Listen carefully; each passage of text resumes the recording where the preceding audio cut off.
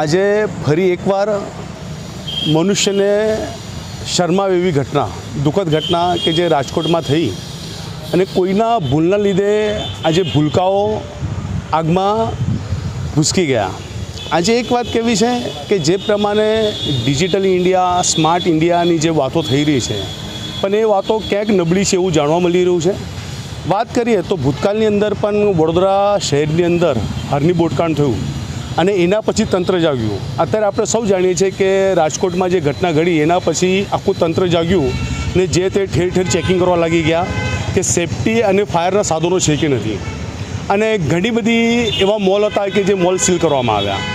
મારો પ્રશ્ન તો તંત્રને એ ત્યાં જઈ રહ્યો છે કે આજે તમે સીલ જે કર્યું છે કયા બેઝ પર કર્યું છે? પહેલી વાત તો શું ત્યાં આગળ પૂરતી સામગ્રી નથી કે તમને એક શંકા હતી કે અહીંયા પૂરતી સામગ્રી નહીં એટલે તમે સીલ કરો? અને જે પરમિશનની વાત આવે, જે પણ સાધનોની વાત આવે છે, પરમિશન આવ્યા પછી એનઓસી આપી કોને? આ એક પ્રશ્ન અધિકારીઓ પર જાય છે। અને જે પ્રમાણે અત્યારે જ તંત્રની કામગીરી ચાલી રહી છે એ કામગીરીને ધ્યાનમાં રહીને તમે અત્યારે કેમ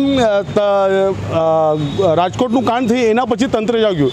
એટલે હવે વાત એવી છે કે અમને કોઈ પણ સેફટીને લઈને જે પણ કામગીરી જોઈતું હોય તો અમને મરવું પડશે, એના પછી તંત્ર જાગશે। એટલે આજે અમારી જે માંગ છે કે જે પણ અધિકારીઓ છે કે અત્યારે જે પણ મોલની અંદર જે પણ ગેમ ઝોનમાં જે પણ પરમિશન લેવામાં આવી નથી એવા અધિકારી અને જે પણ સંસ્થાના સંચાલકો છે એને તાત્કાલિક સસ્પેન્ડ કરવામાં આવે ને જે તે સંસ્થા જેને સીલ કરવામાં આવે એ માટેનું આજે અમારું સરકારને કમિશનરશ્રીને આવેદનપત્ર છે। આજે દુઃખથી કહેવું પડે છે કે ઘણીવાર આવી ઘટનાઓ થાય છે અને એના પછી અમે જાગીએ છીએ, ભગવાનને પ્રાર્થના કરીને તંત્ર જ્યારે આટલું તંત્ર સારું ચાલતું હોય તો કેમ ના અમે સાવચેતી રાખીને આગળ પગલાં લઈએ।